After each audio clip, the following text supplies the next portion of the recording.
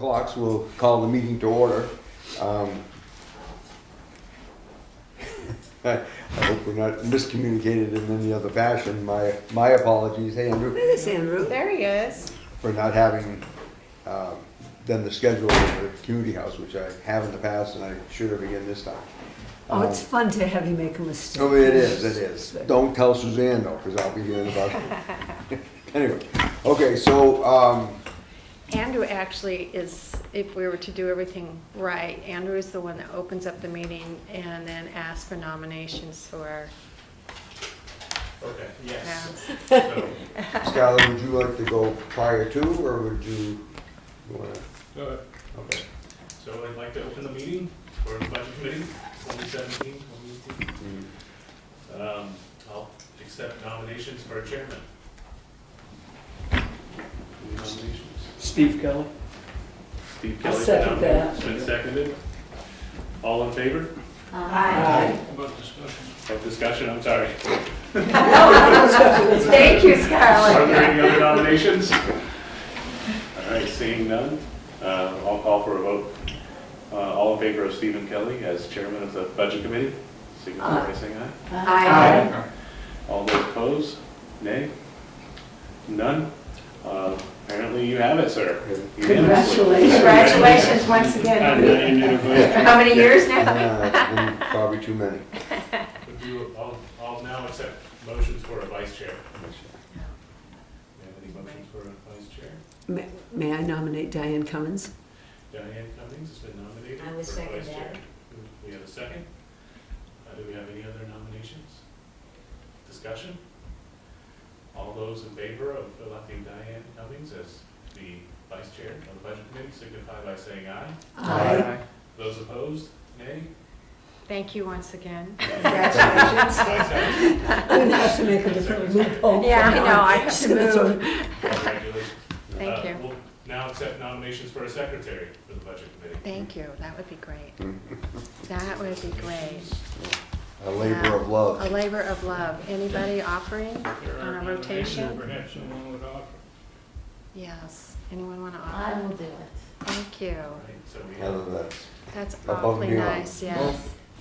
any other, well, so we have Heather Porter Thank you. nominating herself and seconded by all. no. You Yeah, seconded All by in favor? No. Aye. Thanked by all. Thanked by all. Okay, so All Heather right, is, seeing none, we'll call for a vote to elect Heather Porter as secretary of the Budget Committee. All in favor, say aye. Aye. Opposed, nay? Seeing none, the ayes have it. Heather Porter, congratulations. The job of secretary. And I'll turn it over to Steve Kelly as the chairman. Okay. As a first order of business, I passed around a sign-in sheet. Everybody is completed. Thank you very much. I'll get those to Seal, so she'll have everybody's most current number, which probably hasn't changed, but it's always nice to do it just in case.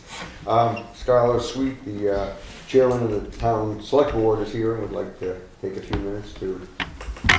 I see 8 of you. Is there someone missing? George George. Kirk. Kirk. And he is the 9th, and there are 9. Yes. Okay. I want to welcome you all to the budget season, but mostly I want to thank you all for serving. It is, as I know, a cumbersome and sometimes daunting task, but not without reward. You are an appointed committee. You are advisory. Your deliberations and decisions will advise the department heads who may present something that you find some problems with and may need adjusting, and they wouldn't have otherwise without your advice. You will advise the administration and the selectmen in the same vein, and you will end up, by your votes, advising the voters. Because I don't think they take it, most of them don't take it lightly that you've done all this work. And as a committee, you've done really what a committee is supposed to do. It's supposed to do the legwork for those making the decisions. And you'll do that. And at the end, you'll give your advice as to yea or nay on the budget and yea or nay on all the warrant articles. So go at it, enjoy it. Some will be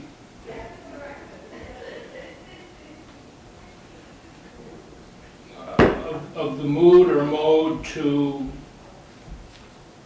hold back spending, which is fine. But we've had some budget committee members in the past, I don't believe we have any now, who vote no for the sake of no. That doesn't help. If it's no, fine, but give us an alternative, not just no. Thank you, I'm done. Thank you, Scott. We appreciate it. Any questions or anything for Scott? We appreciate you coming also. Just, Well, I appreciate the time you put into it. Skylar, on, we have, I mean, maybe Steve will review the meeting schedule, but when do you see the selectmen working on the budget and coming to their decisions? The town manager and the office staff and department heads are already at it. They have not presented it to us yet. I don't think they're far from doing that. Can you give a better idea as to time frame on that? Right, so we're still working on it. The select board is having their work session on January 8th, but they'll have the budget, their budget well before that, and you will too. We're planning on, I think our calendar's just pushed back just a little bit based on our date today being the kind of operating organizational meeting. But we're going to have sections of the budget to you. Some of them proposed today, but they're still pretty early workings. And I guess I wouldn't know when the select board would meet and come up with a final decision, but the first work session is in January. No, but we're going to have an idea of what's being proposed long before that. Right. Yeah. Yes. Yeah, we already have most of the proposals in early draft. We haven't had a chance to really kind of go through and vet each one. Andrew, can you speak up a little bit, please? I'm sorry, yeah, we have a lot of the proposed department budgets in, but we haven't had a chance to go through them with individual department heads and vet out what the details of each budget are. And I was just saying that I think the schedule's just shifted a little bit based on that we're having our organizational meeting today instead of September. But we'll be presenting you with a few of them actually tonight. Karen is making some photocopies of some of the proposed budgets for you. Andrew, will you be going over some of the, give us a parameter of our financial health, so to speak, on what issues we may be facing that might adjust our budgets? You know, like the revenue's strong, has the tax base grown, you know, all of those kinds of things that help us make our decisions and give us a better financial picture of the community. Well, at the last select board meeting, if you weren't there or saw it, we had numbers through August, and revenues and expenses were both in line with budget. So there's no surprises to date. That's good news. We don't have a tax rate. We don't have a dam evaluation done. Those are two huge questions. But from the first 8 months of the year, everything's on target. I haven't seen September numbers yet. You might have. But I don't know of any surprises there. Right, yeah. And we will have by our next meeting a completed MS1, the dam values, and we'll be able to break down and show you any trends based on, you know, what are commercial properties doing, residential, manufactured housing, and utilities. And I think that helps. We'll be able to show you all that. I'm also working with the ELMI Bureau with a set number of factors that are tracked, and then we'll be able to take a look and see if there's some trends that are happening in Littleton's economy based on that. And I hope to have that for the next meeting too. All right, thank you. I had sent you an email, obviously, by think what we've discussed already addresses a pretty good chunk of that. The one thing I know it's been out there, it's been discussed, but the newest or most recent legislative push with regards to utility valuations in the state. I mean, you worry about these things because, you know, they come around once and don't get much fanfare, and they come around the second time, and it's, you know, and all of a sudden, you know, for whatever reason, they kind of develop some legs. Any sense of where that legislation is? And I don't have an update right now. I'd really have to defer to our legislative. Yeah, I think it's in committee. And I don't think there's a vote soon, but there's some strong lobbying going on in both directions. At this point in time, excuse the expression, but I think it's a crapshoot. really, I mean, it could go the wrong way. Well, we hear most of the negative, Yeah. but there's another side that we hear less of, so I don't know how strong it is. Are you? But it's there. I mean, obviously it's there, somebody proposed it. Right. You know, my concern is the issue is so complex that it takes quite a bit of desire and time to be able to understand utilities valuation. And my concern is that the legislators on the subcommittee are getting a lot of information from the other side, and that, you know, in order for them to really grasp this issue and make a good choice with good information, I'm just a little nervous about their ability to do that or desire. Oh, yeah, I mean, not that I've had a great deal of involvement, I've been down there a few times on some issues that, you know, it really kind of shocked you how, you know, little or how little grounded some of the people were in terms of the knowledge required to really understand what they were voting on. Are you referring to HB 324? Is that what you're referring That's to? correct, yeah. So one of our representatiors, Brad Bailey, wrote a op-ed, and it was in the Caledonian Record last Saturday. And I can forward that to you because I think it's really critical for you to read, just to start to understand the complexity of the issue. So I will forward that. He's to you. working very hard on this. isn't he? Yes, he is. So. Yeah, just, maybe Andrew, you could just give us the, you know, the basis about the two valuations, of how those have existed for a few years. And Yeah, so there's the State Department of Revenue Administration. They produce their own set of values for all utilities across the state of New Hampshire. And what a number of towns have begun doing for over a decade, probably 2 decades, if not more, is starting to use independent contractor to do utilities assessments, similar to what we do for our own residential, commercial, industrial. We hire a company to come in and give us a professional fact-based opinion about what properties are worth based on the market information available. And the method that the state uses is based on a theory called the Wichita method. And it's from what was explained to me was the way that this formula works. It was designed back in the days of the big railroads. It was a way that the railroad companies could get their properties valued. It's kind of antiquated, and it's proven in Supreme Court even recently that they criticized the method and said it shouldn't. You know, they need to come up with a better way. So what we do is we work with a contractor who comes up with as real life of value as possible. And the state, in order to create consistency, says, well, with HB 324, we need to use this method that we're using in-house, which is, I believe, called the Wichita method. is it in Wichita, Kansas? Yes, it's some sort of a school there where they had developed the original. Or a large railroad crossing? Maybe.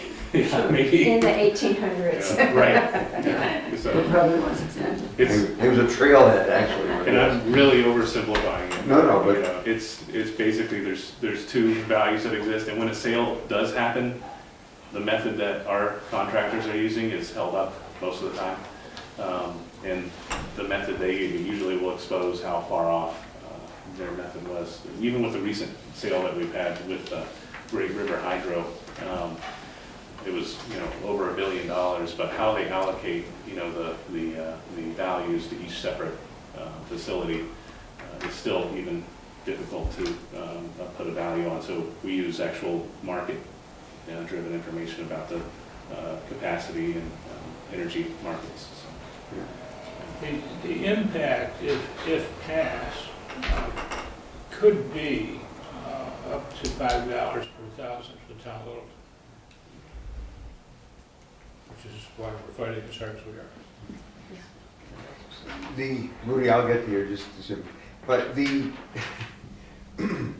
saying this tongue in cheek, do the utilities ever challenge the state valuation?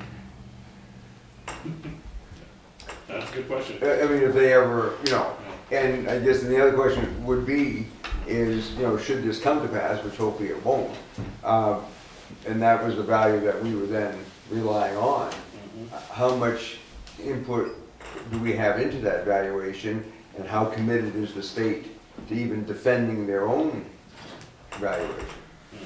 That could make it even worse, you know what I'm saying? Because at least now we have the ability to defend ourselves. If you had some type of broad system, then, who's defending that system and who's making sure that it's as accurate as at least they think it can be. Okay, Rudy, you've been chomping at the bit. No, I've been jumping because, they don't give you the right number. That's the right number. If this thing passes, okay, it's over $2,000 for every citizen on taxes, okay? That doesn't mean $2,000 more a year for every tax to pay, okay? For us, even a small town like Monroe is gonna be $1,250 a year increase.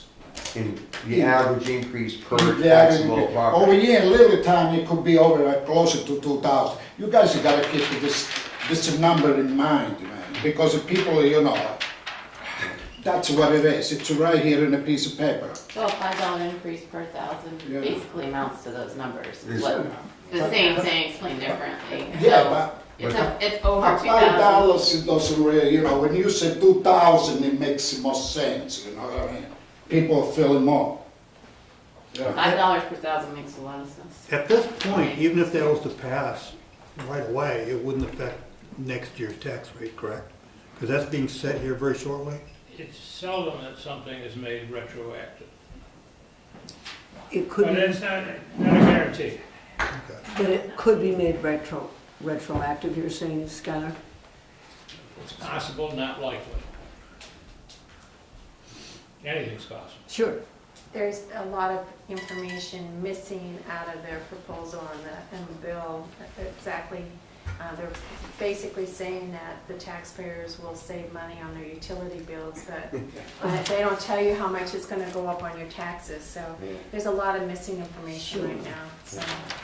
Well, they're pretty good at that, actually. But this could set a precedent. If they do this, then they can go to all waterfront property in the state, and they could do that statewide, and they could do all beach property. So imagine the revenue we could get from Winnipesaukee and Hampton Beach. From what I understand, the DRA used to provide residential assessment and commercial assessment. They used to provide that as a service, and over time, they switched to allowing municipalities to do that, from what I understand. Wartime, is it? Back in the decades ago. Yeah. And the reason they have kept doing utilities, I think, is that, I forget what the statute is, but it's for, to calculate the school, statewide school Yeah. tax.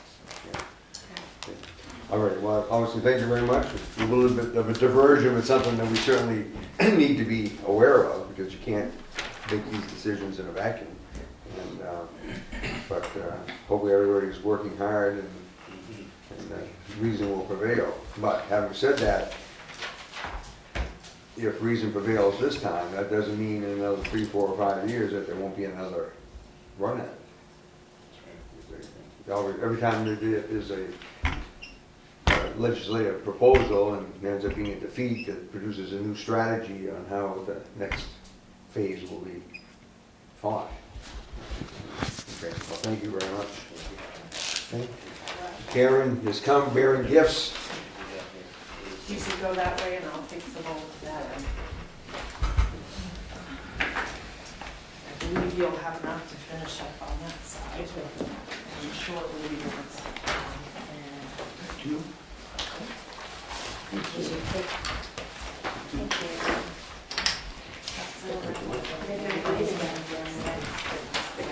Just some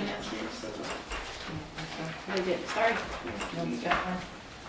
Any extras, you can turn back into me. There you go. We will need one for For George. George. You want me to give it to you? I'll take Maybe that. contact. Right? Yeah, I'll just do it. yeah, and I'll come to it. Then we can pass those down through. I'm gonna call him after the meeting and realize he's missed it. Give you your handouts all at once that I have for today's meeting. Just gonna give you one. And, We want to welcome Selectman Bratz to the audience. George is on his way. He's now talking to Art, so you should be there in a minute. Full compliment. No, we just happened to run into each other. That's all.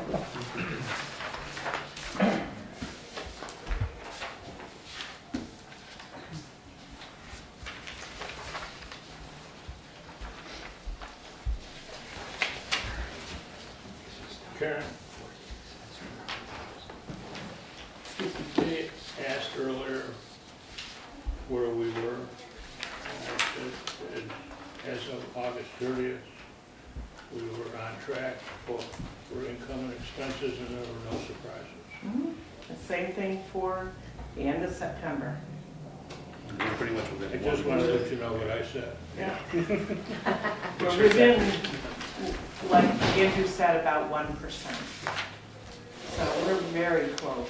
I mean, things could sway either way, but So the revenues are flowing in as they would normally flow in, so that's good to know. George T. Kirk, welcome you. Oh, Gee, nice to see you too, George. good afternoon, everybody. I'm sorry I'm late. It's okay, we'll dock your pay if you like. Well, George, in your absence, you were elected chairman of the board and also had to serve a dual role as secretary. But don't let that bother you. Being cold in hell.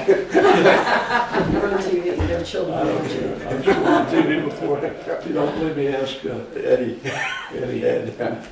Both heads. Okay, well, thank you much. Okay, Karen? do you want me to start out? Yes, it Okay. was. First of all, Diane asked me for some numbers, and I should have them by the end of the week. I'm sorry I didn't get them finished, but I think you'll see why I did what I did on this spreadsheet. I'm gonna send it to you, you look it over, and then you can disperse it to the committees if you want. It's a 5-year total of what was put in for warrant articles and what was approved for warrant articles. So you can see dollar-wise, you know, how much was approved every year. Plus, it keeps the proposed budget separate as well. So it's the proposed budget, and then the proposed warrant articles, all of them, and then those that were passed by the voters. That way we can see how things were adjusted. So that's, Thank you. She'll throw that to you and you'll pass it around to us. Great, Yes. thank you. before I get started, I just want to do a quick summary of some items that are in the default budget changes that you can expect. The New Hampshire retirement system, last year I had to calculate 11.28 for employees. You don't have a sheet on this, but Okay. I will produce a sheet and bring it in with all of these different things that I'm listing. In this year's default budget and proposed, I had to calculate 11.38 for employees. Fire department full-time staff, last year was 30.53%. This year it's 31.89% of their wages, including overtime. Police department, last year was 27.91%. This year it's 29.43%. And this is New Hampshire retirement system.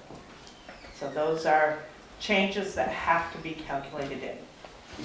And on those, so 2018 is gonna be the second year, Karen, is that right, of the last, Yes. okay, and then 2019, Then we'll have 2020, another, there'll be another, they'll reconfigure, well, recalculate and lay it out again. Renegotiate, new contract. Yes. not with the New Hampshire retirement No, system, but with no. the employees. Good employee. Right, yeah, but on the retirement side, I mean, basically, they're just trying to keep it financially sound in 2-year segments. So they look ahead and figure, well, how much do we need to collect from the towns in the next 2 years so that we can pay all the bills in the next 2 years? The good news is New Hampshire retirement system just sent out a notice that they actually received more on their investment accounts than what they predicted in their budget cycle. So hopefully that will help hinder higher increases in the future.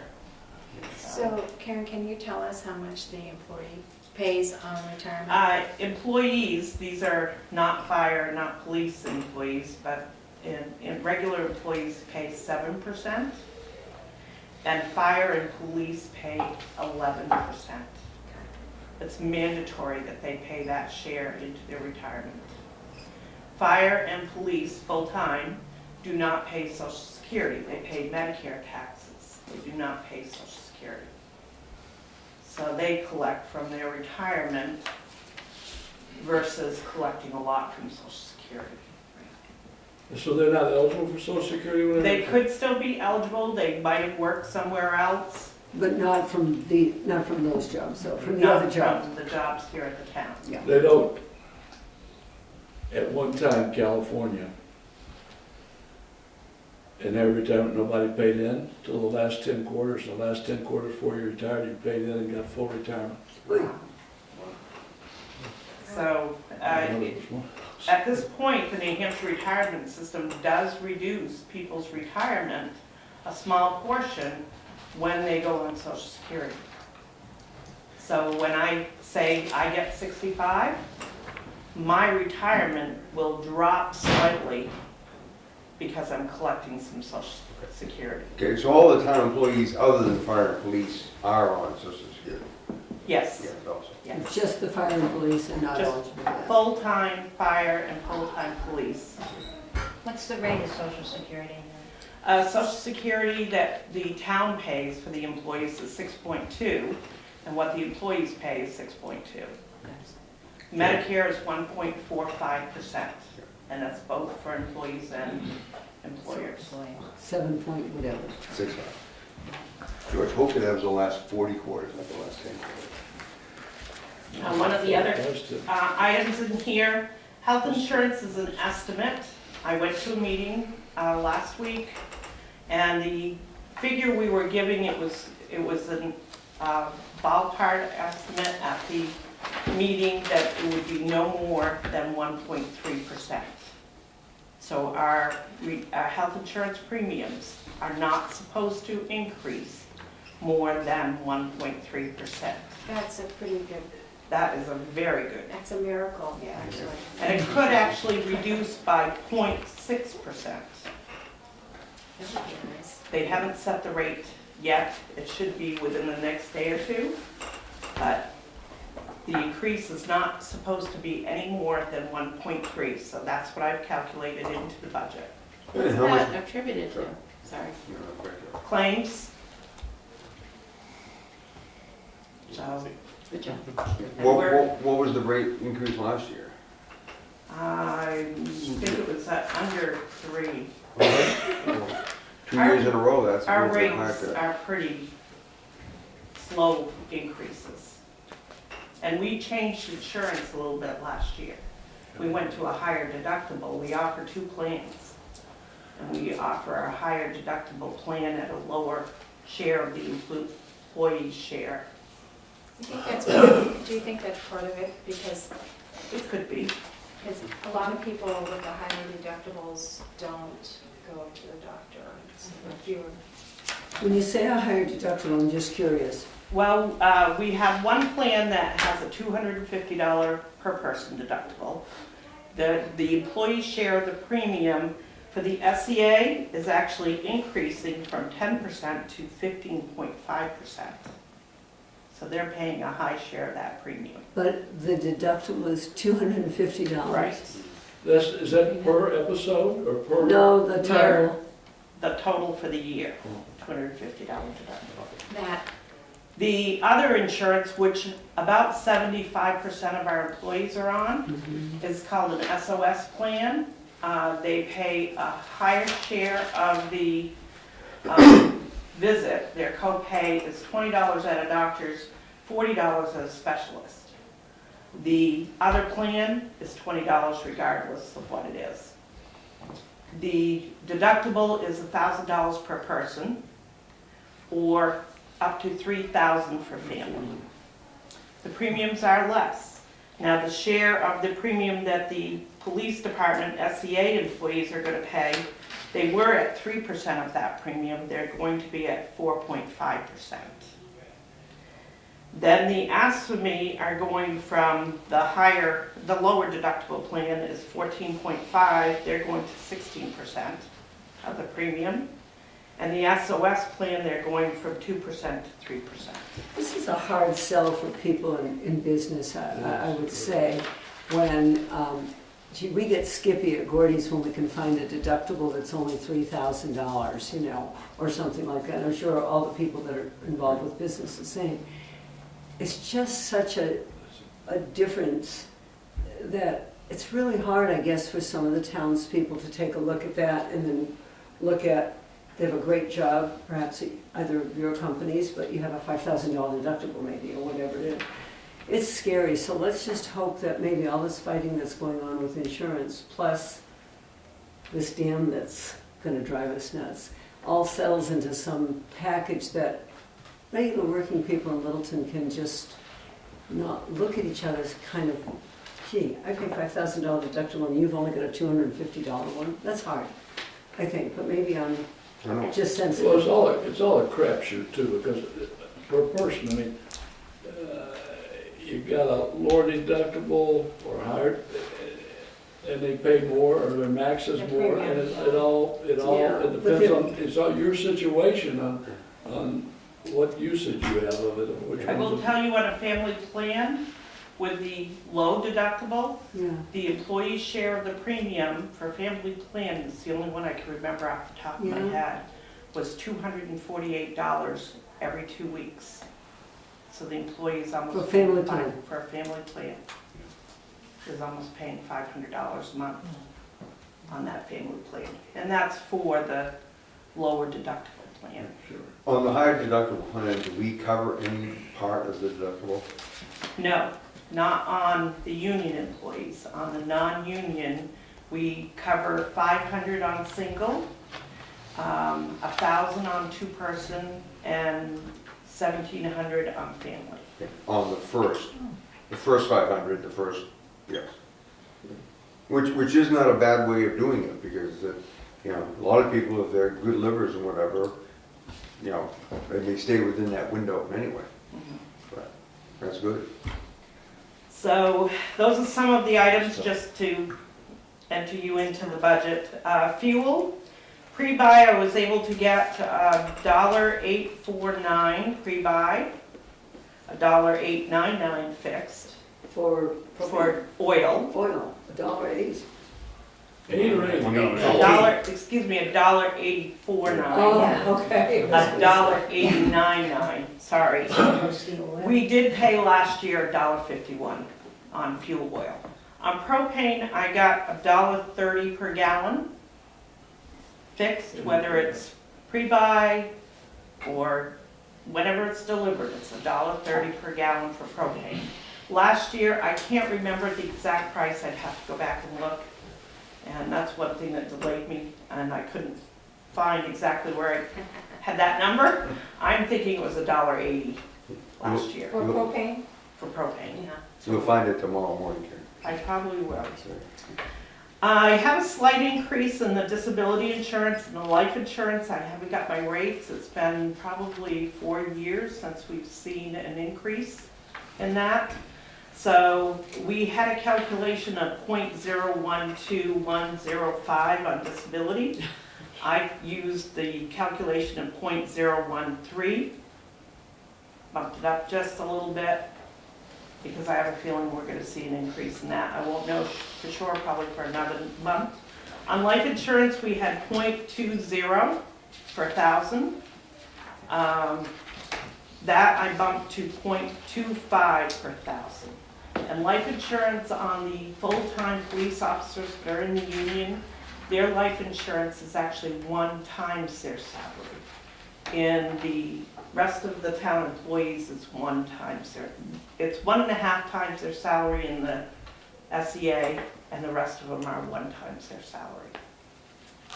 So those are some factors that I've included in here.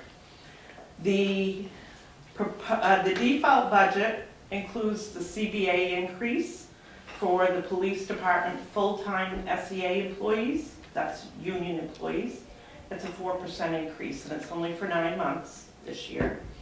ASME is 2.5%.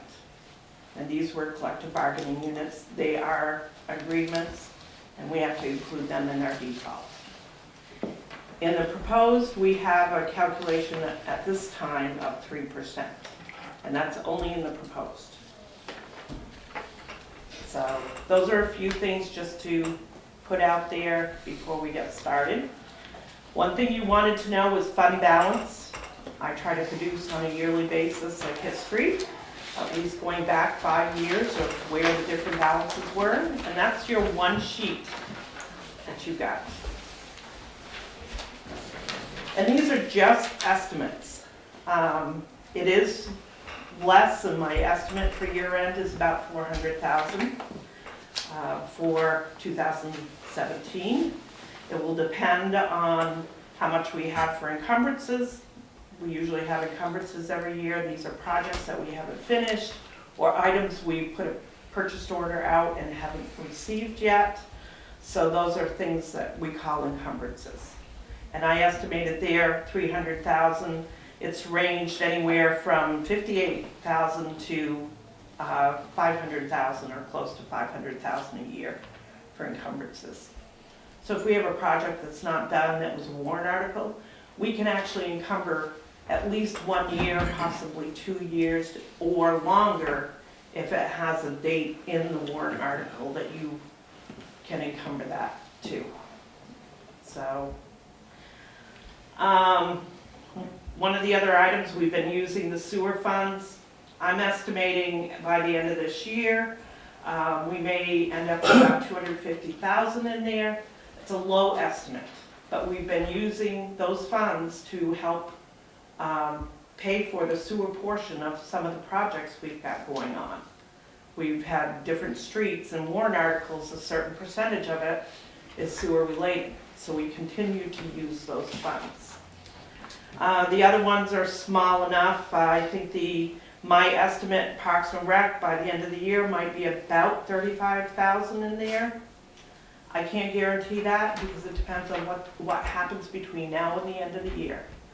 When you have something come up, a pipe break somewhere or a toilet explodes, you need to take care of those items. So it could end up being expensed before it hits the fund balance. You'll have more updated numbers as we get closer to the end of the year. Okay? But last year was, just for us to take a look at that, was that 415,000? Correct. Okay. Thank you.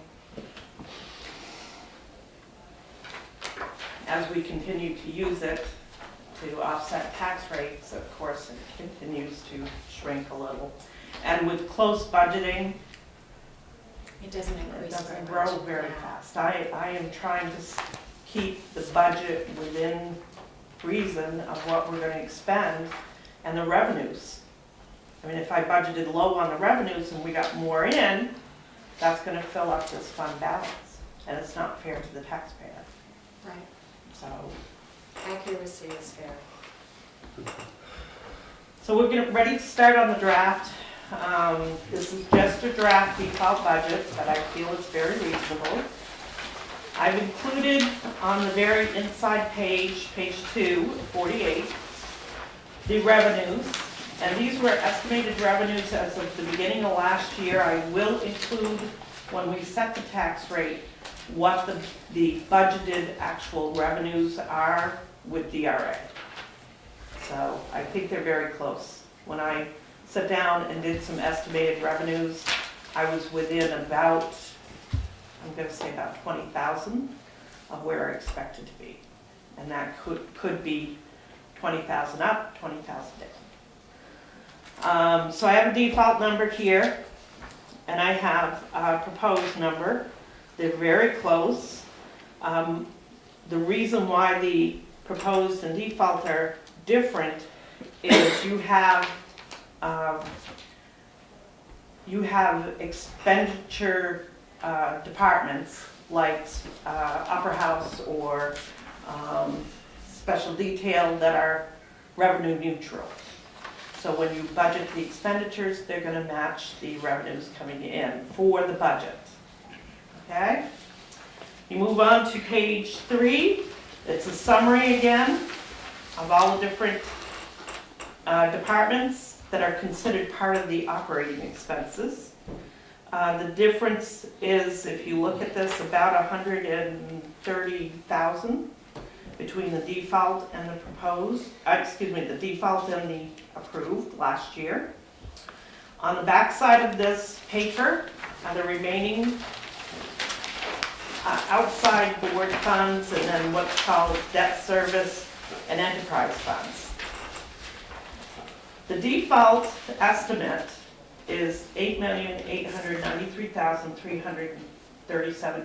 That's on line 34. On page, I think it's 348. 448. Okay. And then you have an adjusted budget. Because we had warrant articles that affected the budget, I included those numbers. So the actual amount that the adjusted budget is for 2017 is $8,855,444. These items are things that will also affect 2018's budget.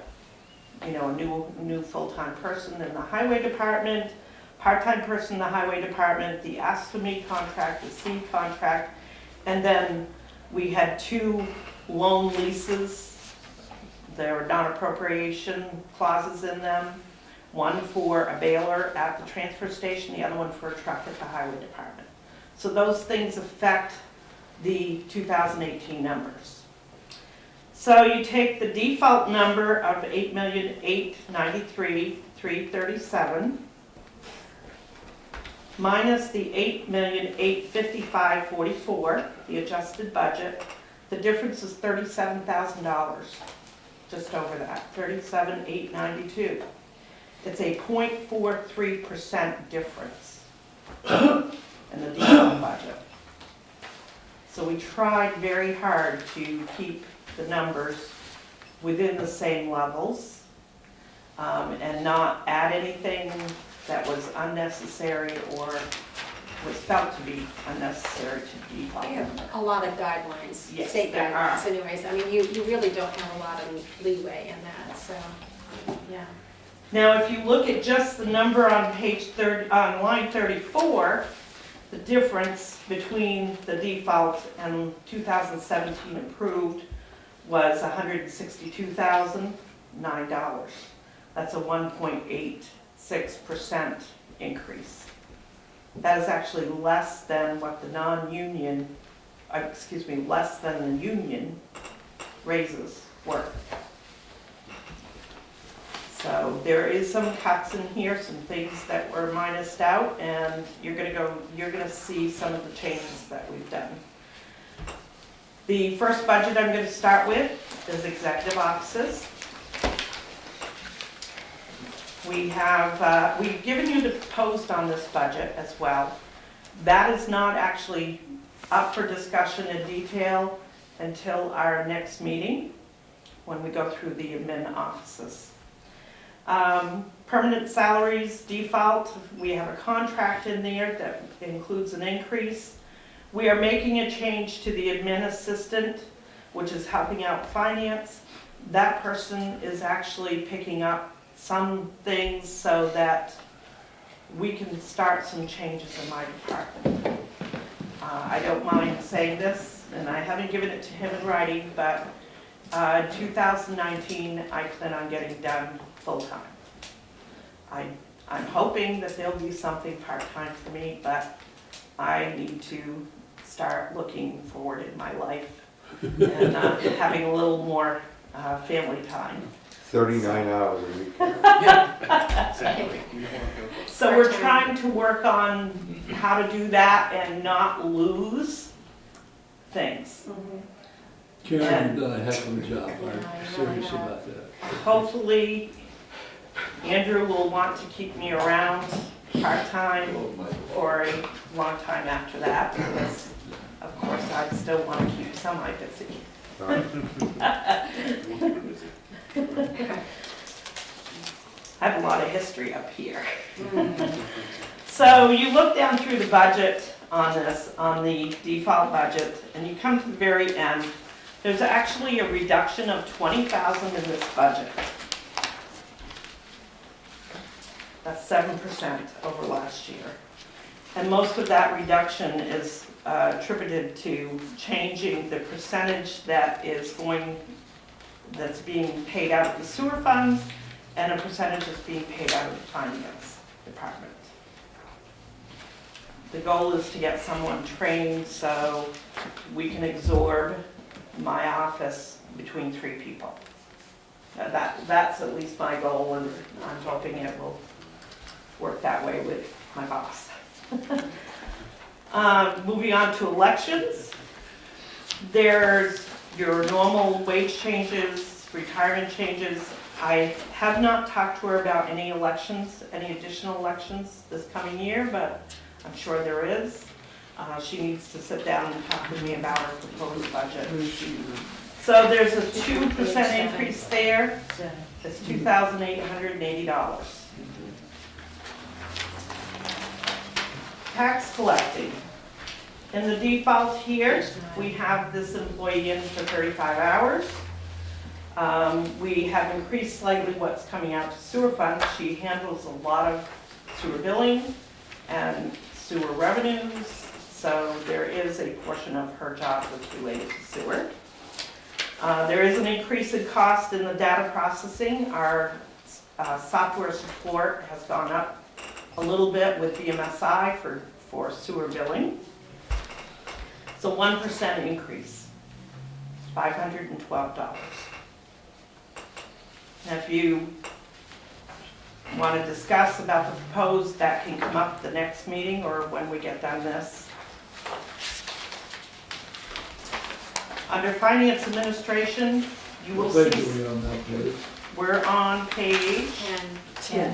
10 of 48. We're in finance administration. You see there's some changes in there and some money going out to personnel because our department handles HR.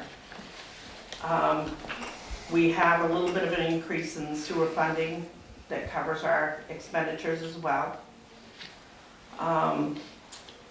Health insurance, I've adjusted for the increases that go along with that. We've reduced the audit costs because we not changed auditors, but went out with an RFP. We haven't changed from last year, but we've seen a reduction in our agreement. So you're going to see in a few places throughout the budget a reduction in the audit cost. We have a small increase in the data processing. That's BMSI that handles our fund accounting software and our accounts payable software. It does look like a large jump here, $12,955. Some of that, of course, or a majority of that came from the executive department. Assessing. This is very close to the same, a 1% increase. I have not got the vision software numbers yet, or the maintenance of the commercial residential software. But I do know that we have an added GIS maintenance contract on our assessing records to kind of input the housing piece of it into the tax assessment and tax mapping that we've got. So the difference is $546. In legal, in the default, we've left it exactly the same.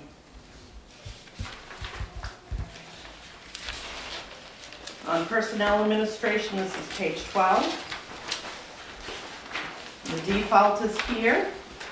I've factored in a 7% increase in the workers' comp. I have not got the workers' comp number yet. The cap is 7%. Our claims are slightly up compared to last year. And it goes along with our wage calculation, so we do expect to see an increase here. The cap is 7%. I'm hoping that we get less than that, but I want to put in what I believe it's going to be. And when will you get an idea about this? Of what the percentage would be of increase? You said you put in 7%, so... I got an agreement that says over the next 3 years, they will not go up more than 7% per year Okay. for the next 3 years on our workers' comp. But it may go up less than 7%. It may go up less than And when 7%. do you know When do you that? I'll probably know that next week. Oh, Okay, that's thank what you. I was asking, I'm sorry. It's right around the 20th of the month that I get all of the information about insurances. Mhm. And this is through whom? This is, workers' comp and property liability is through Primex. Through whom? Primex, they insure government institutions, schools, school districts. So there is an increase here, 3% overall.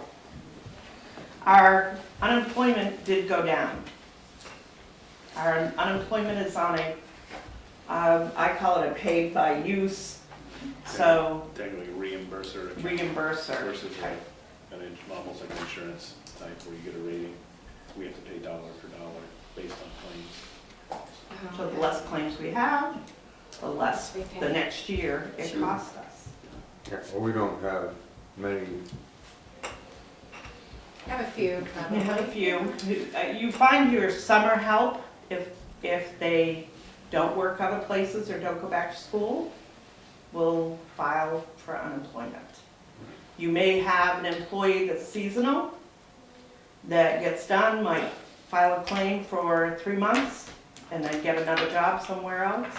So you've got those little pieces there. You guys probably know that pretty good. If you have an employee who leaves and then goes, I think it's like for 5 weeks and gets the qualifying wages, then they become ineligible from us being the reimbursing party. So. Next page is page 13, planning and zoning. Last year, we budgeted for an average of 37 hours. We budgeted 37 and a half for the planning and zoning department. We have a zoning officer in there. There is very few increases throughout this. The New Hampshire retirement system is one. The software, excuse me, there was software in here? I guess not, sorry. This is the hours. The hours are the big change. The wages, of course, went up from last year. $2,000 change. It's a 2.39% increase. The proposed is there as well for next meeting. The next page is the government, general government buildings. And this is more for our software, our building maintenance, that might be a consolidation of all buildings for the town office, supplies like office supplies, general supplies for the town office. So in this, we have a contract increase for our data system, our computer system, a slight increase of $345. We have what's called Viper licenses, the security, and there's 60 licenses throughout all the town employees' computers.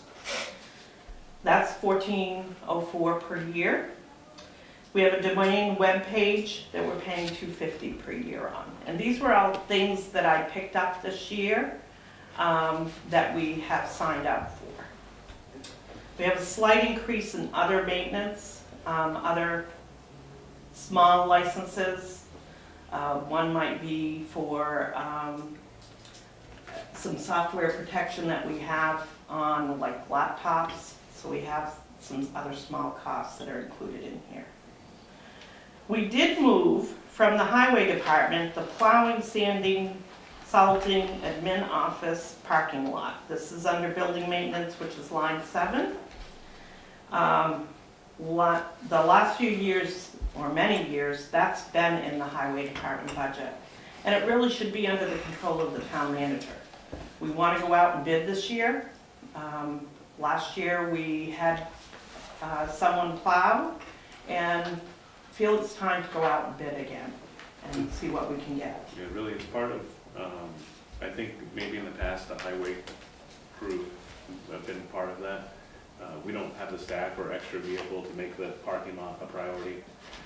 We'll be having the same thing, which the school's been notified that we don't have the capacity this year to provide the school with plowing and winter maintenance services in the same way. And we notified them in August that they would want to take that work and put it out to bid. So with the number of staff we have down and the vehicles that we have, the condition, we can't do all those. So that had been provided through the Parks Department, correct? It was really, it was parts, but it was also public works. When you have that much to do, you really got to team up on it. And what we had even last year was it was entirely on public works. And the monies that we would get from the school didn't cover the actual cost, and we don't have the staff to see it or equipment to do it anyways. So you're going out to bid for that, you said? You have not yet? Not for the parking lot. This is for the parking lot out back. Right, I realize that. I mean, not out back, but around the building, because that's part of our agreement with Bank of New Hampshire. So it involves what? The parking lot, the drive-through area, and the lower parking lot? That's correct. Yeah. Oh, okay. Yeah, But not the fire station or the police department. right. Those are All right. So there is an increase of $7,448 in this budget. Most all of that is contributed to the addition of the plowing and sanding and salting of the parking lot. That's a 10% increase. Under cemeteries, the default's there is the same as last year. Under town insurance, I have an expectation that there's a cap of, we're gonna hit the cap of this. I really believe it. We've had some claims, we've had some accidents over the year that have made our claims quite high. So we've had some sewer-related claims as well. Under advertising association, the default's the same as last year, as well as other governmental entities that we include in our budget.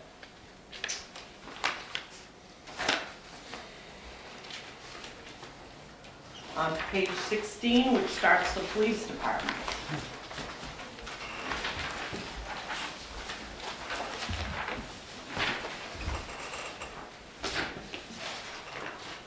We have some increases, some of them relate to CBA increases.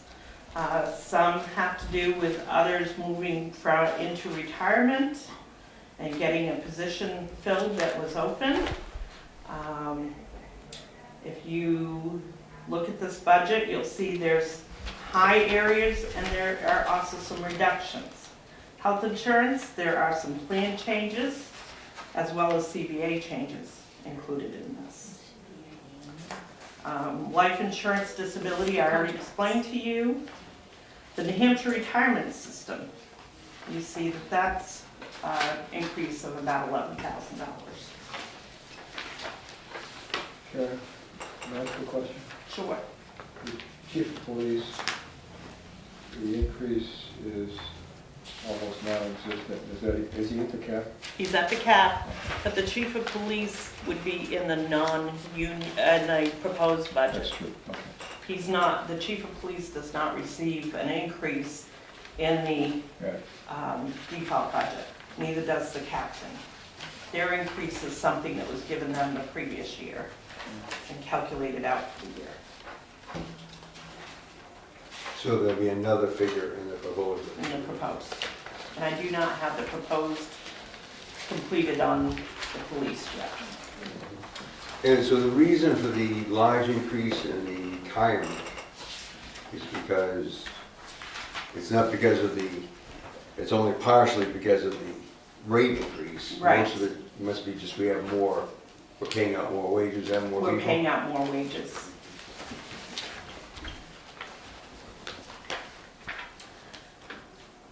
If you look at page 17, under data processing, line 16 here, we've got, You mean, excuse me, page 18, I'm Page so 18, sorry. yeah. Line 16, data processing, we have a one-time purchase that's removed from the budget. We have the computer services contract that has an increase in it, $100 a month. And most all the numbers are staying the same until facilities maintenance. And you look at page 19, you'll see that the seal coating of the parking lot, because that's done every other year, is taken out of there in the default budget.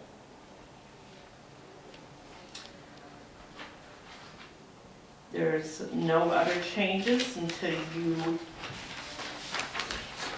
actually get to the end. So page 20? Page 20. The difference between the default and the proposed is $91,215. That's a 5.67% increase.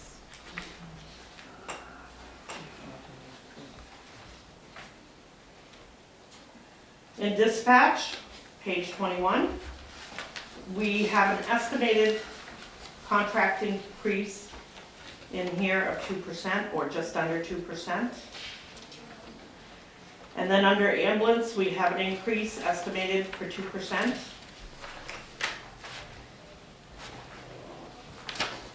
From last year's. Last year.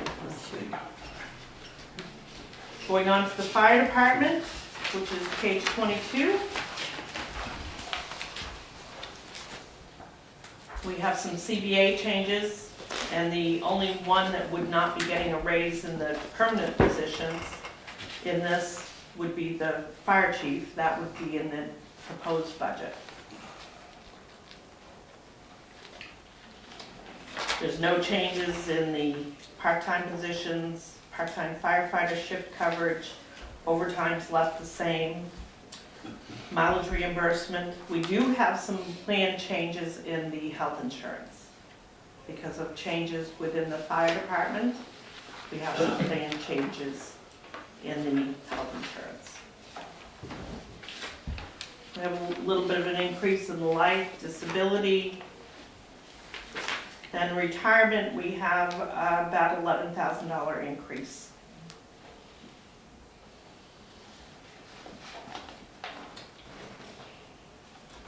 Training expense stays the same. Continuing on to page 24.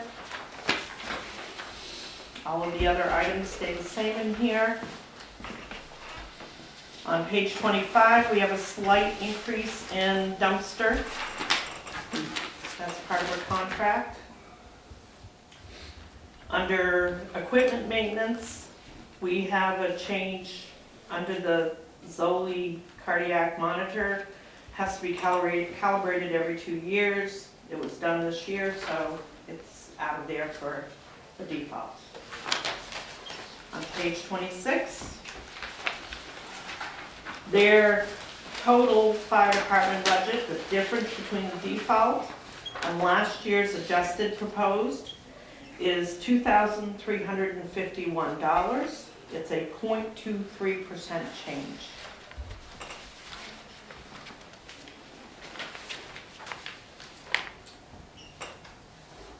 Under page 27, Public Works Administration.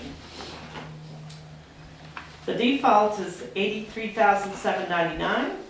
Last year's approved was $91,492. The big change there is a change in the health insurance. And then there's a slight adjustment to what goes out to sewer. And there is an increase included in here because of a contract. A reduction of over 8% in this budget. And health insurance, that's because somebody's taking the buyout? It's taking a different plan. I You can't say, yes. But- cannot say specifically what plan they're taking. No, but I mean, obviously that's a, You can see. yes. I wouldn't have thought that taking a different plan could have accounted for that. Well, it is a different plan. It's a plan that the town offers as part of its health insurance benefits.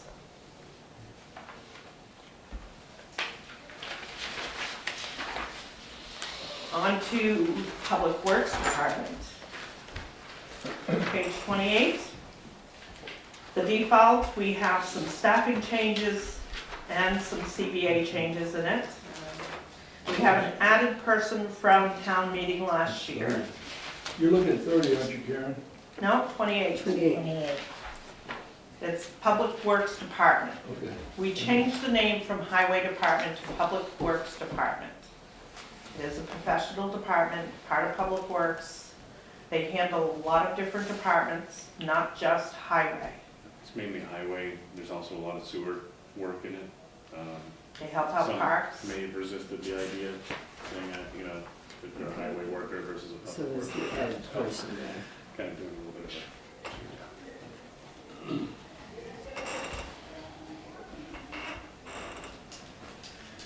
So we also have an added temporary position from the Warren article. We have some changes on line 4, health insurance plan changes. Adjustments up and down there as well. A little bit of change between the life insurance, disability insurance. Retirement, we have the New Hampshire retirement system rate changes. And of course, we have our added person that's in the highway department. We continue on to page 30, line 14.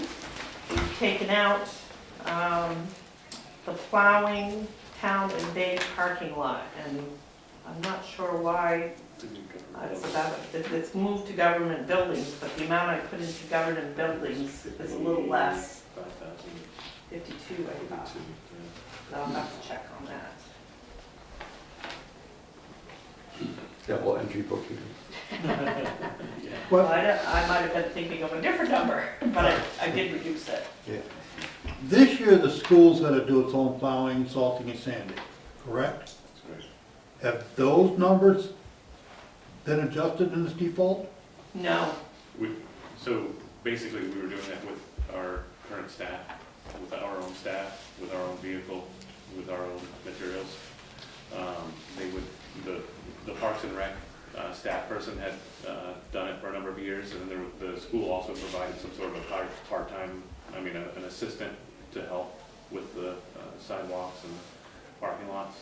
The school no longer provided that assistant, and with the changes that we've had, we just can't do it. So it would be included basically in the salaries of who we have on staff and inside of the salt and sand budget.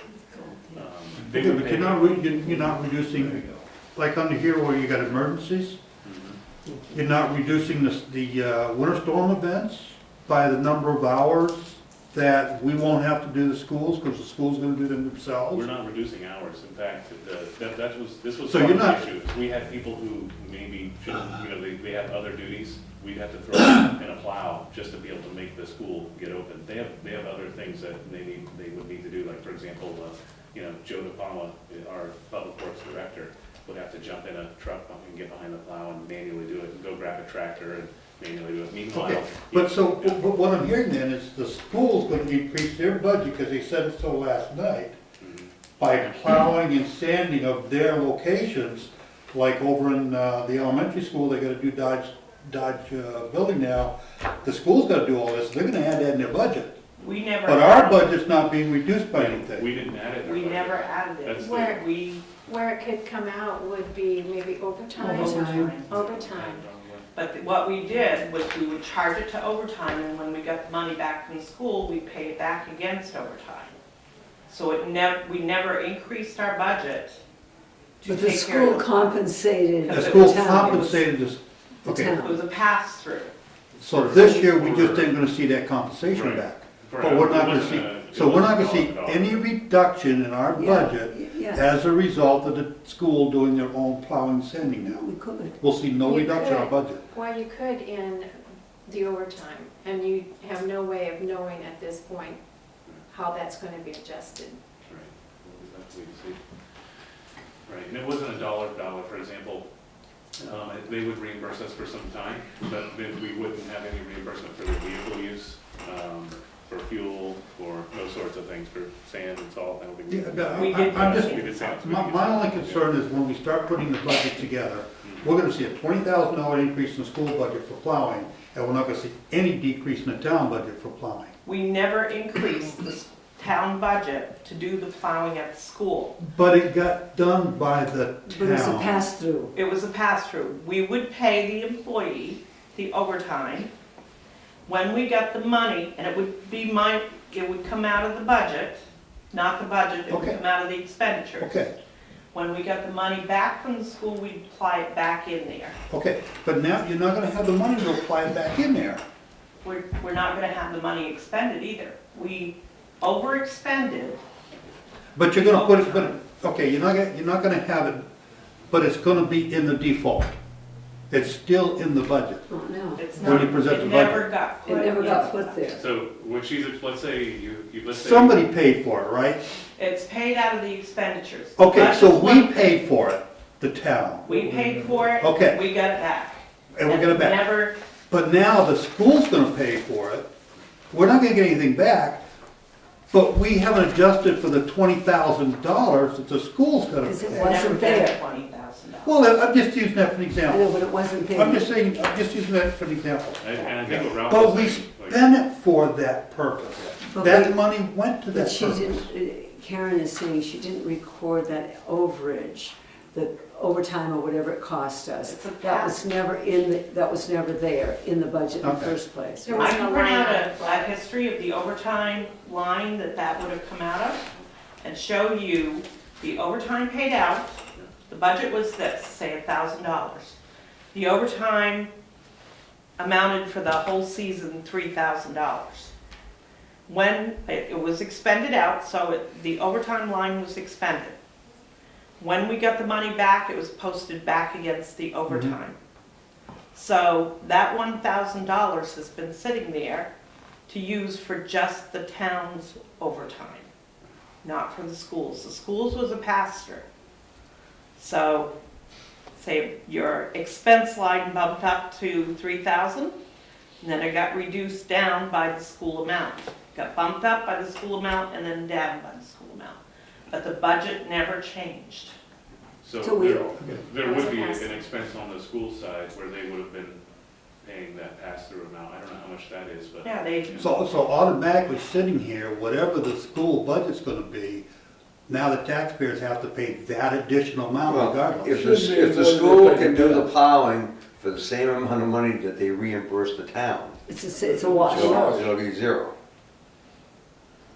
If the school can do Okay. the plowing for the same amount of money that they reimburse the Lay town. odds it might not be the same amount It of probably money, will but, be the same, yeah. but the answer is you, quote unquote, you overspent. So Yes. you overspent, but the school paid you back. Equivalent to ours.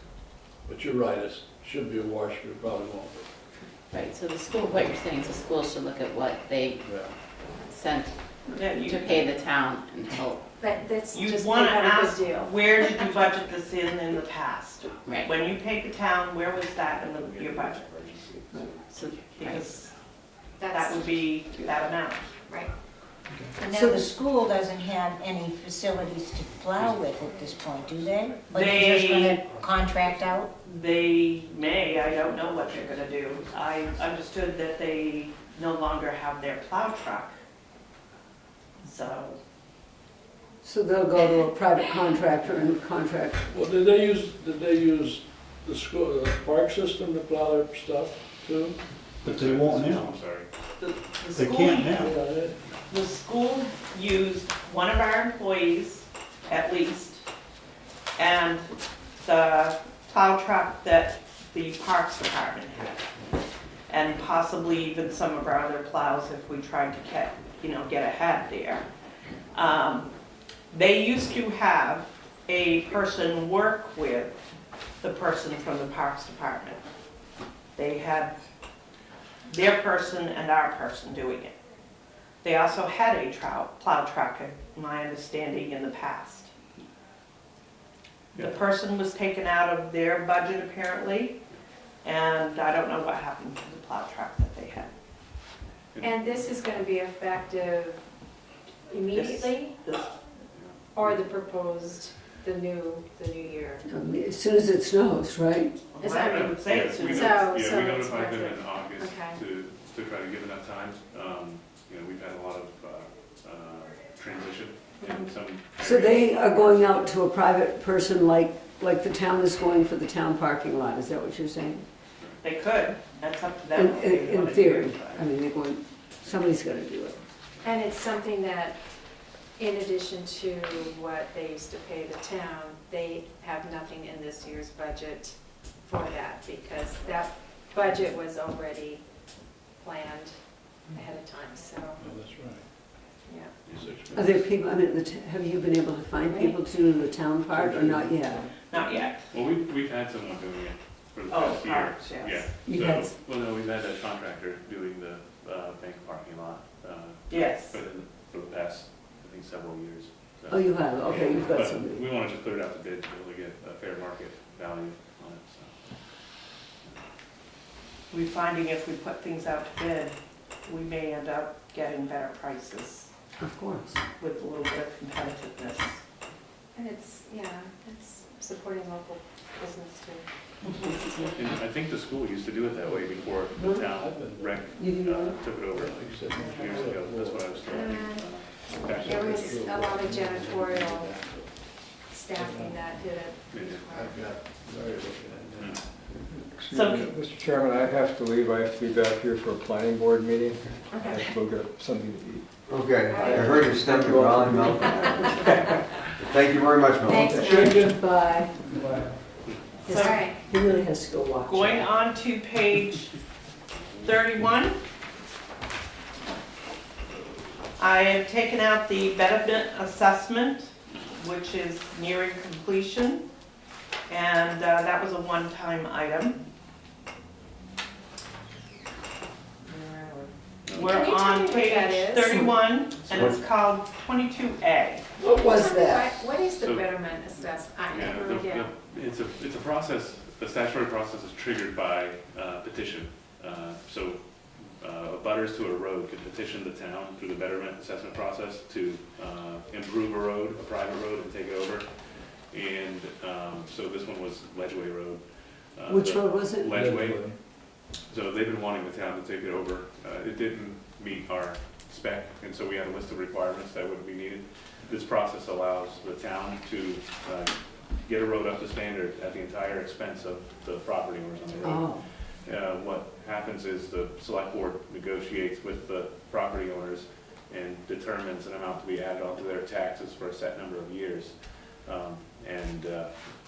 And basically recover the expense of the road upgrades. okay, so this expense was covered by their increased taxes? Will be. Will be. Or will be? Yeah, they'll be assessed a betterment assessment fee on top of their tax bill to cover the costs. And we determined how much will be based on, property value, road frontage estimate. Okay, page 32.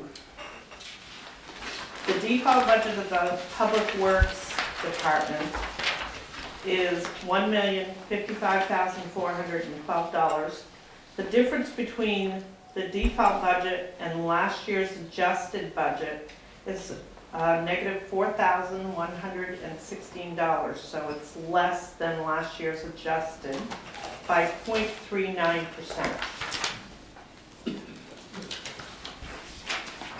But all of that's attributable to that.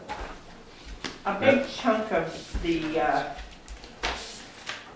course, you've got the 53,000 out of there, but you've got adjustments up and down throughout the whole budget. You have that plowing for the town building that's been removed out of there. On page 33, bridges, sidewalks, street lighting, hydrants, animal control. The default budgets have stayed the same. And you just look and you can see where the proposed for electricity has a slight increase in it. We have taken on more lights, added more lights to the Both in front of us. Goodness, this. Page 34, there are no changes. This is both default proposed. Page 35, patriotic purposes. I just want to put- And how are we doing, welfare is where we have the deal where we have unexpended funds that we put aside. We didn't put any away last year. The feeling was that we've got some in there that's close to 15,000. I'll have that number next week in that fund. And it can be expended by the selectmen. So if we overexpend this budget, we can go into that budget. And that was the feeling is, if we have those funds set aside before we start increasing this budget, we should look at those funds if we need to drop them off. And so obviously they feel that the 15,000 is a significant, sufficient cushion. I don't Significant. know whether it's sufficient, depends on catastrophic events. That's right, exactly. But I mean, but at least But that we was the hope that it consensus. is Yeah. reasonable. Under page 35, we got patriotic purposes and conservation commission. I have no changes in either one of them. I have not heard of any changes. And there again, with conservation, we allow them, they do retain this. Yes, they do. Last year, I think it was about $218. Page 36 is transfer station. He has reviewed his default budget as far as revenues go, and the revenues will be the same in the proposed, unless something dramatic happens between now and the time that he comes up for a review of his proposed. But his revenues are increasing about $12,000. Some lines have increased, some lines have decreased. The budget impact of on the town appropriation is actually reduced by $4,786. His overall budget, though, expenditure-wise, has increased. And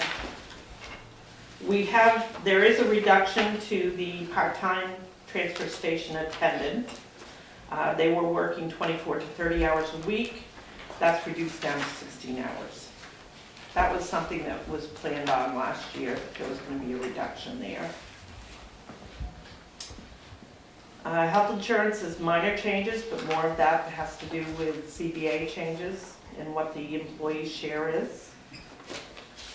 Little bits of changes in life, disability. There's adjustment in the retirement. Not a huge adjustment up, but there is one. The workers' compensation, I have a 7% cap increase in there, as well as property liability. There's an increase in that.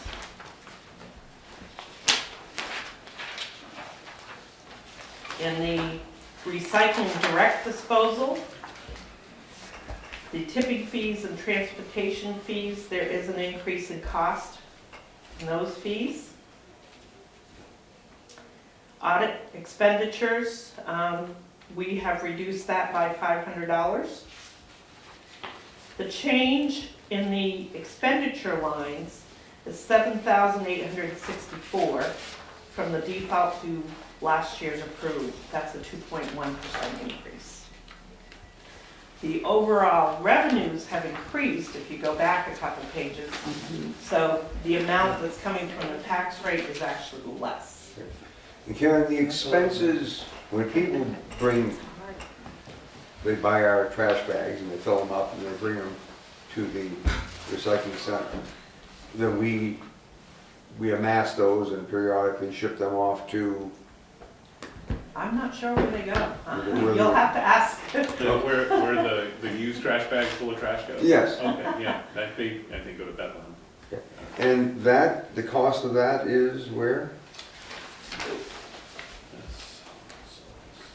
I believe it's the tipping fees. Rubbish, the demolition. You What can see number the is two that? numbers there. On line 34 of page 38. Oh, yeah. 33, excuse me, 33. We have a transportation fee and we have a rubbish and demolition fee for what that weighs. So line 33, And line 34.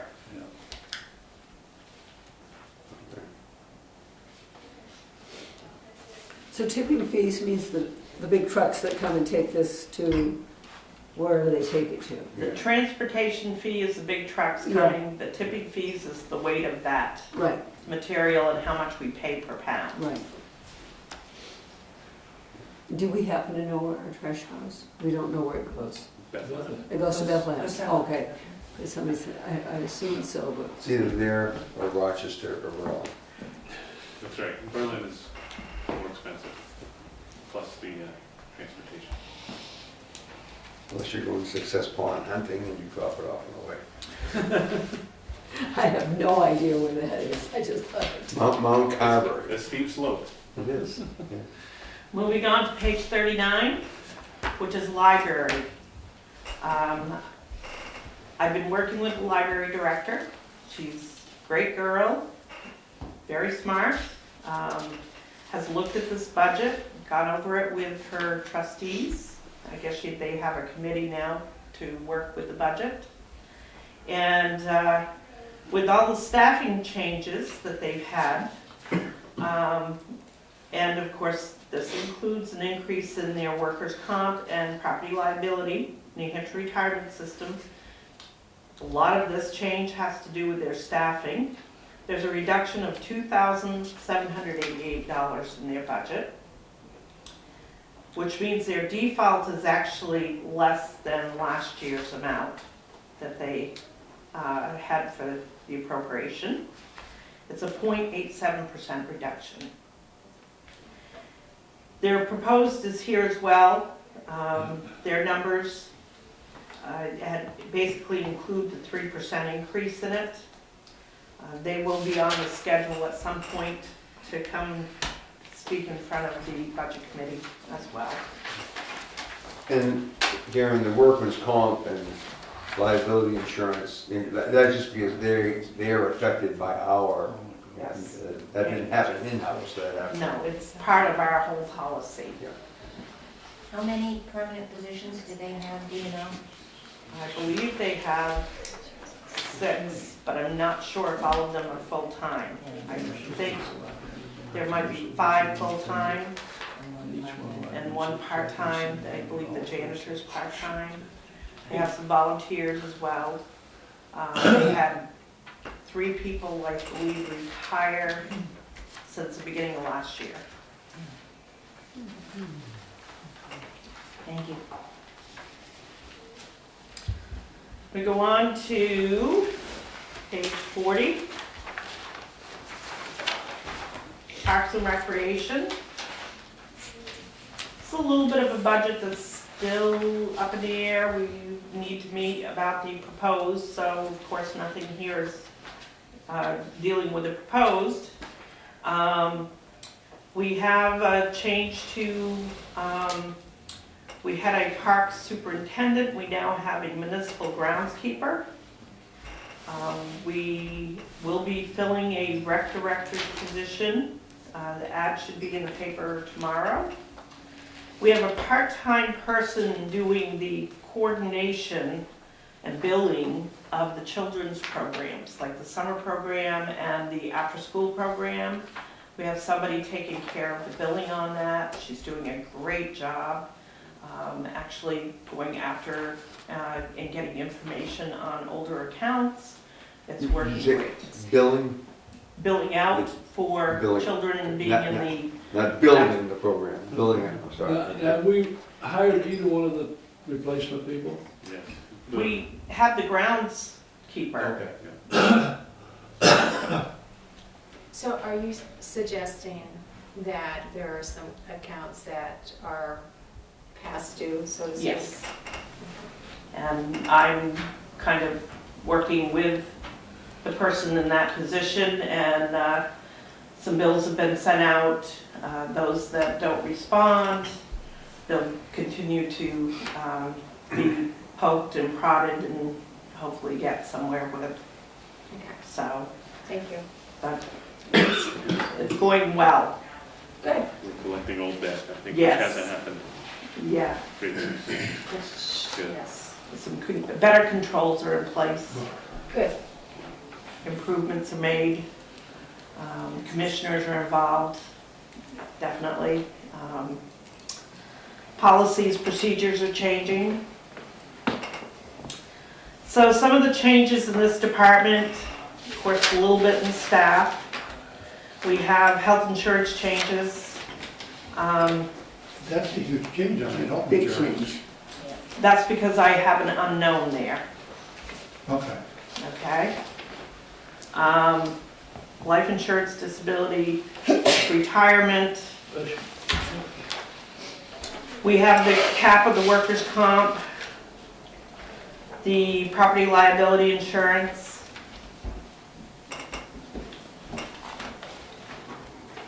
Continuing on to page 42 on this. The difference between the default and the proposed is $4,171. I have included a $500 amount for audit expense in here. Our auditors are spending a little more time reviewing things, and for years I've been wanting to include an audit cost in here, and now there is. Good. There's an increase of 1.21%. If you look back at the revenues, back at the beginning of on page 40, the revenues in here are the same as last year. Their revenues are actually up. A lot of that has to do with fees collected for field trips. In the past years, we've always adjusted them in the expense line. When we collected them, we've taken them out of the revenue and put it against the expense. The auditor said we didn't have to do that. Leave it in the revenues, leave the over expenditure in the program. Okay. So the amount that we're expecting on the tax rate, I didn't put the number in here, but there is an increase of just over 3,000.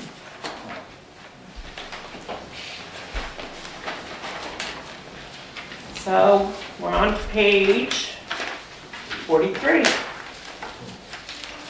Debt service. There is a reduction in the default and proposed to this. The default and proposed are exactly the same. I have noted on here items that are paid in full. I've noted some of the new items. I've included estimate only on a couple items. I'm waiting for a breakdown, more detail of what we're going to be paying, if anything, in 2018 for the sub-area 5. We expect to pay a little bit. We don't have to according to the contract, but I'd like to keep up on the interest in that so we don't have a big lump sum in 2019. Okay, so I'm waiting to hear more information on that. We have a couple loans that will be paid off in 2018. I've identified the loader and the sidewalk tractor that's in here that's going to be paid off. There is a decrease in this budget of $51,650. That's a reduction of 4.38%.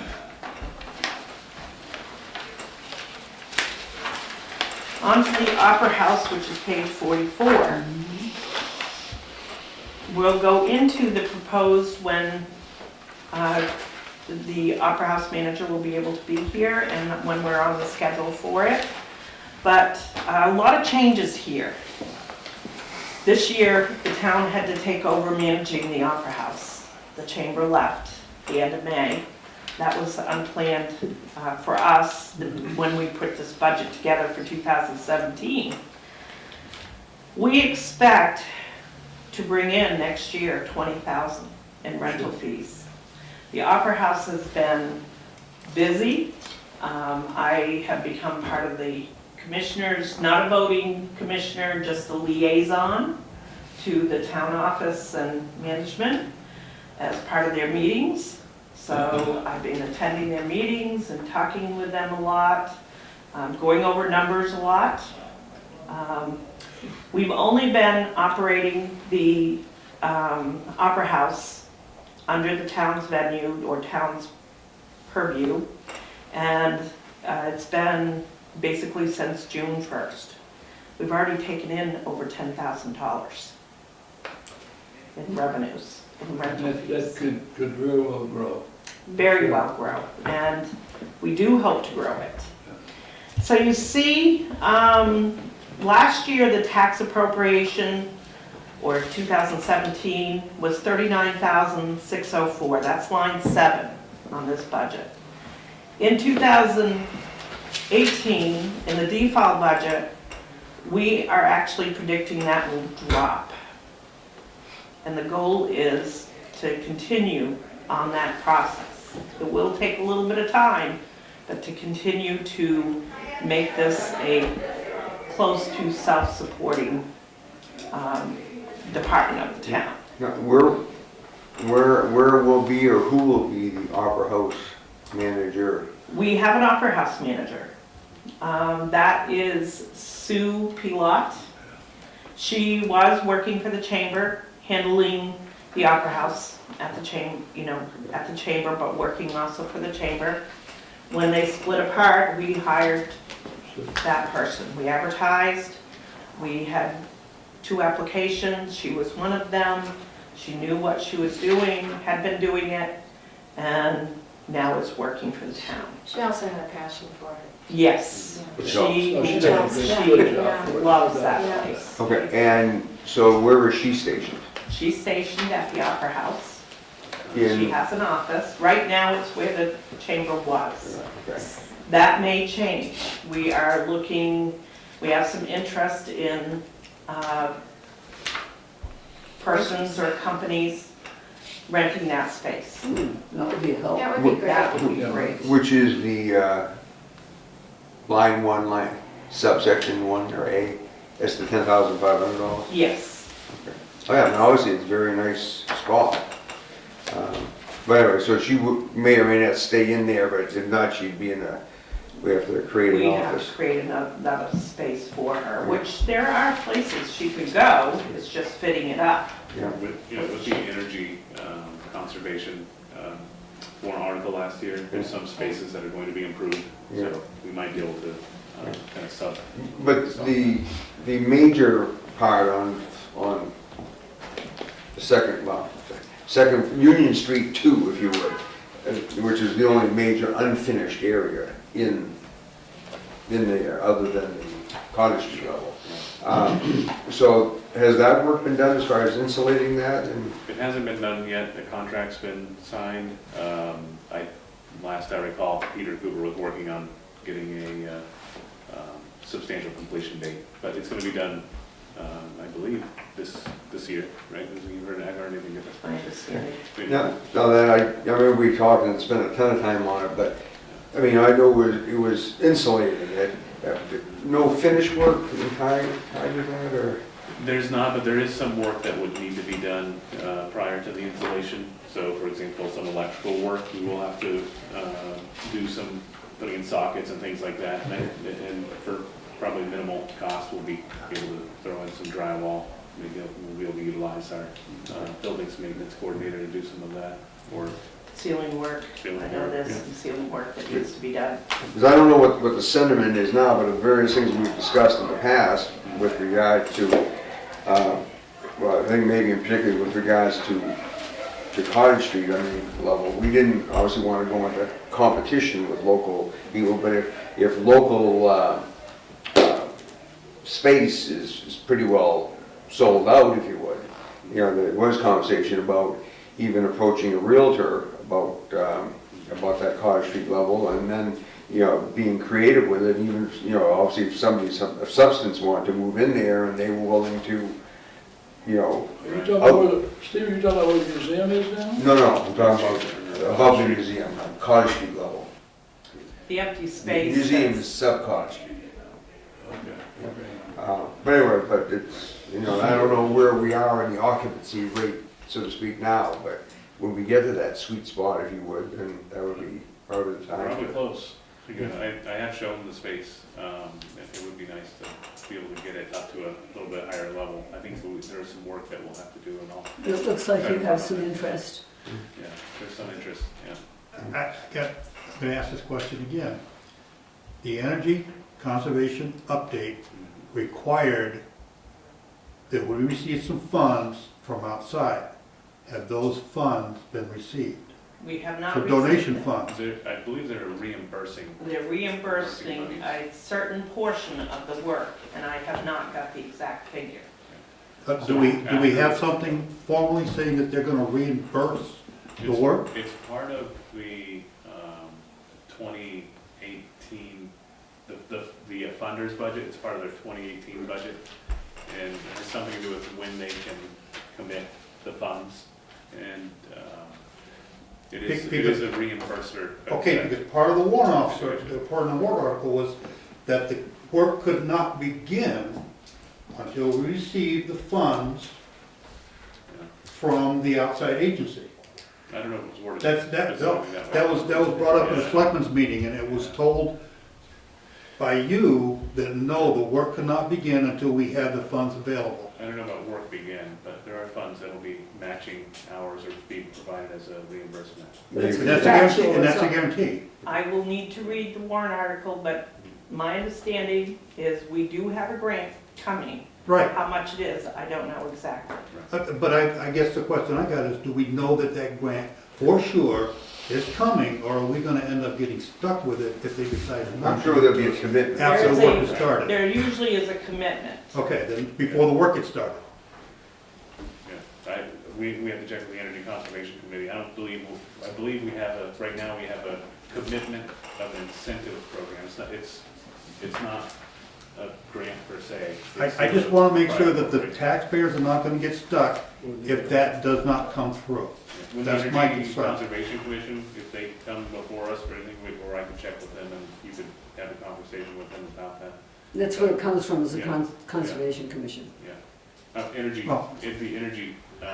Conservation Committee, yeah. I see what Ralph is I do saying, too, is I that, agree with it. you know, if the voters are gonna commit to their part, they wanna make sure that the other side has. The other side commits too. That's- yeah. But isn't there some document that you got when this happened?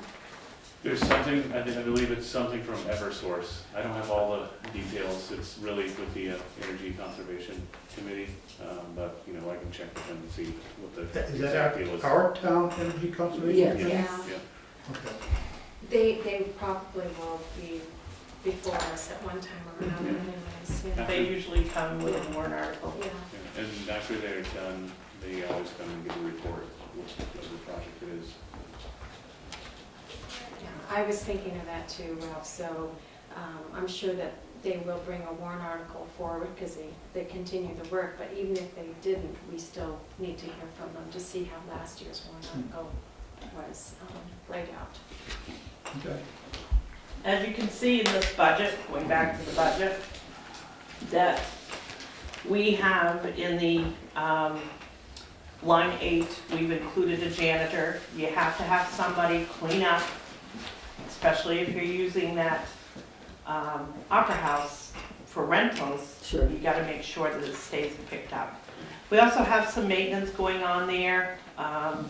The janitor is limited on the capabilities, so we have Amos that's doing a little bit of work there on a weekly basis, getting prices, working on some little nicks in the walls and nicks in the ceiling, sanding things down if it needs to, so trying to keep up with the items that are there. What was, sorry. Yeah, I was just gonna say, Amos is the person that we have brought on to do the overall buildings maintenance coordination, so you'll see there's portions of him throughout the budget, and he's been really saving us quite a bit of money. Is Roy not there anymore?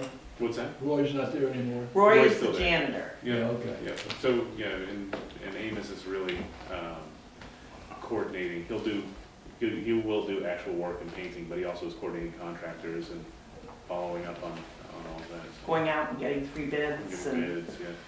taking, There must have been some work done there a few weeks ago on those stained glass windows. I saw there was some. Yeah, yes, So what was, we've had those reglazed, at 3. 3 of them, weren't able to get all of them done this year because of the budget constraints, but I believe we will hopefully have the rest of those done. reglaze mean taking the panes out, cleaning it out, putting it back together? Yeah. That's correct, yeah. And Those, that adds to efficiency, doesn't it? That's It right. tightens them up. We'll also be looking at next year having external panes put on to actually protect those from the weather. Yeah. And that'll preserve them, also create an efficiency barrier. Originally from Vermont. If we keep going down the budget, you'll see that added in here, Yeah. under line 15. just as an FYI on that, when we redid that building, there had been an additional pane on the inside of the building. Wasn't very sight friendly, if you would. And the nature of those obviously was difficult because, I mean, of what they are, they didn't make thermal pane stained glass at any point in time. Not sure they do today. So, but now there is a plan to do it externally in some way that would be sight friendly. It's like a clear, it's not glass, Lexcon. Like something. Yeah, I'm not sure the material, but it's designed for that, Yeah. so. So I'm just keeping an eye on the time. Is the Yeah. next meeting at 6 o'clock? 6:30. 6:30? Okay. We're almost done these Okay, pages. I just didn't know where it said 6. Okay, so Karen, sorry, you mentioned line 15. If you look at line 15, Yeah. included in this is repairs of stained glass windows for added efficiency. We've included $3,000 in there. It's $250 a window for those stained glass windows to get repaired, plus have that Lexon piece put on it. So the savings will come with that added insulation, and also the protection will be there. Right. And whoever is doing this is somebody who specializes in this type of operation. Correct, yeah. We've included $1,000 to set up the key fob system. The system's there, but no software. And that's so that people can use a fob-type key lock to enter and exit the Opera House. And when a renter has this, you can assign the renter for like 1 day to use it, and it's no good after that day. It's a motel room key. Yeah. So that's one of the plans of this. We haven't increased the general supplies or office supplies, which we really need to, because with having somebody down there, we need to get them the supplies they need. And the more the Opera House is used, we have to make sure that we replenish toilet paper, paper towels, all of that. So in the proposed budget, we have an increase from, not the proposed, the default budget, we've got an increase of $22,096. I know this sounds high, it's a 51.86% increase. You come back up to the total tax appropriation piece of this, because of the revenue increasing, the actual amount on the tax rate is a reduction. The actual amount for appropriation on the tax rate is about $9,000 less. So even though the budget has come up, the revenues have come up even more. And that's still without a renter in the main part of the building? Well, we budgeted for a renter because we're very close to Okay. getting a renter in here. We go on to special detail. The only increase in this, of course, is your New Hampshire retirement system and the workers' comp. That's on page 45.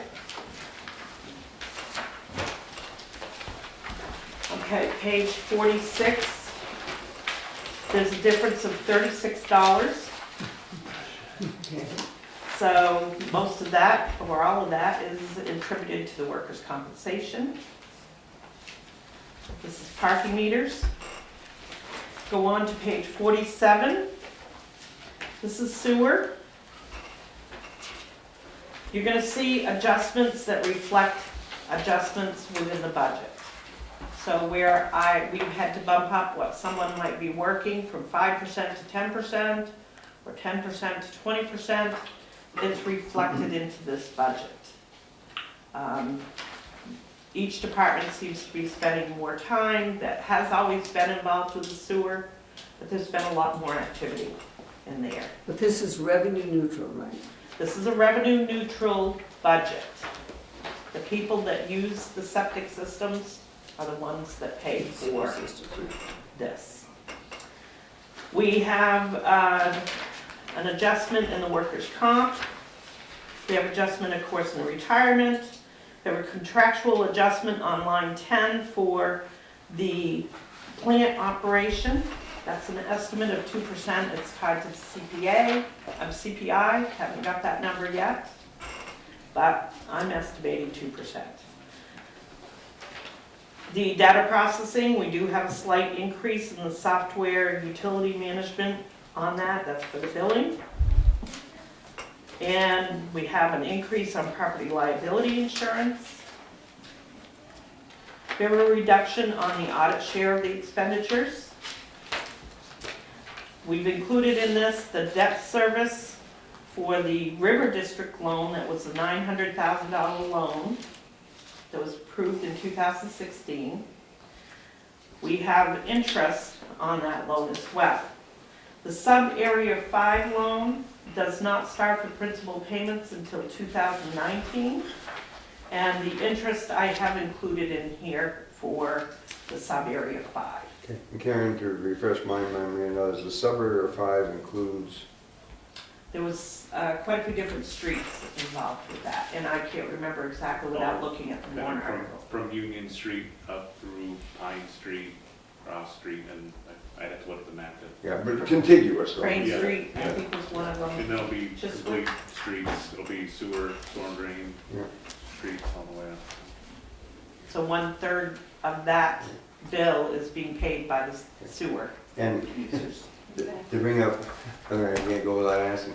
So the work that was done at Lakeway, the sidewalk work, Don't even bring that up. was very nice, but how did we end up spending the money on the lawn as opposed to spending It's it on more? beautiful. Oh, beautiful, but when you're asking voters to replace a building, Well, now you can't visit nice, beautiful So, wall. yeah, the It was a scope, grant. basically the scope of that project was pretty much completed back in, I think it was 2011. yeah, And so it had gone through a process and sat stagnant for a while, brought back up. That was all included in the scope. We had to expand the project multiple times while we were doing it, but the state contributed to us at 100% reimbursement of the. Yeah, but you know something, why did we even start the darn thing? That's what I don't understand. I mean, I know it's grant money or whatever, but it's still, in the end, it's somebody's tax money. yeah. But the sidewalks needed to be The done. sidewalks need to be done, there's no doubt about And it. I just think, and there's But probably, the there's retaining wall actually, and- there's more sidewalks that need to Beautiful be done. And I corral, guess a lot of people, myself, and a lot of people ask, Keeps how the did we not kindergartners put the money in more inside. sidewalks instead of in?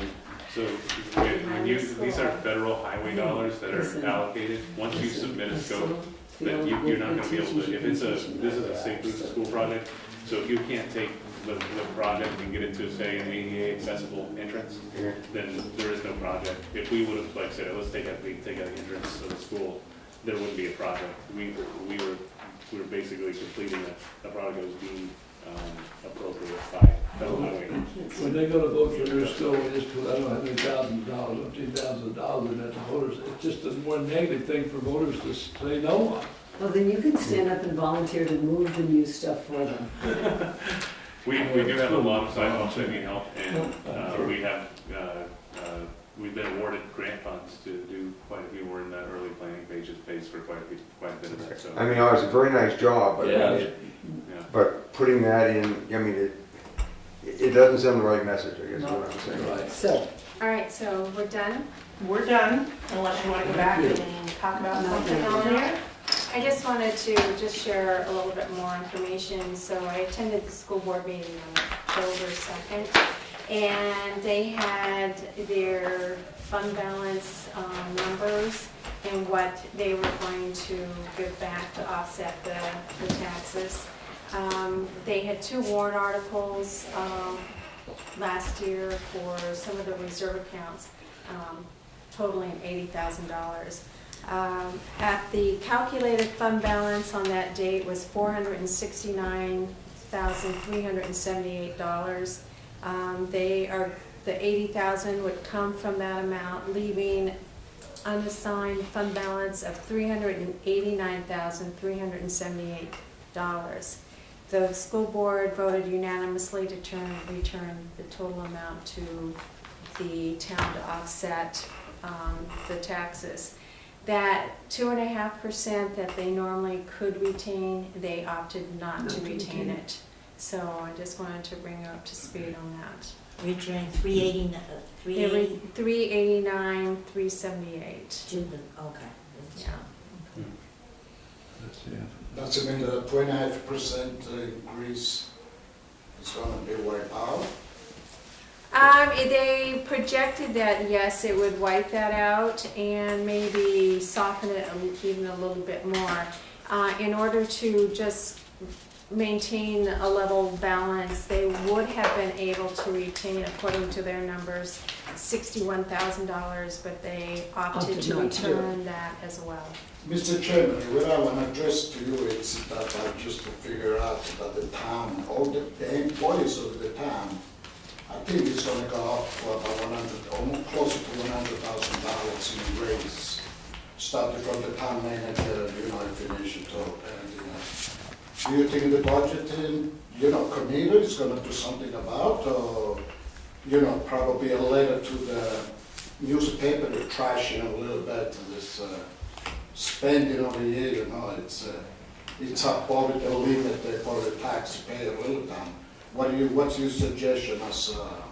I guess there are 2 thoughts. One, this is the beginning of the process, not the end. That's all, I understand. But the second thought, Rudy, obviously, is all municipal government, unionized or not, is driven by the union contracts. there's no getting around it. It's a reality that we Union can't. contractor, they can go down.